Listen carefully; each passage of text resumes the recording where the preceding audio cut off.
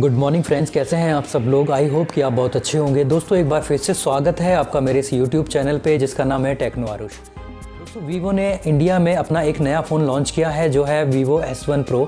इस फ़ोन में क्या क्या स्पेसिफिकेशंस हैं, क्या इसके प्राइस रहने वाले हैं और इसकी लॉन्च डेट क्या है, वो सारी इन्फॉर्मेशन मैं आपको इस वीडियो में बताने वाला हूँ। तो अगर आप एक नया स्मार्टफ़ोन लेने की सोच रहे हैं तो मैं आपको इस फ़ोन की अनबॉक्सिंग करके दिखाऊँगा और ये बताऊँगा कि ये फ़ोन आपके लिए बेहतर होने वाला है या नहीं।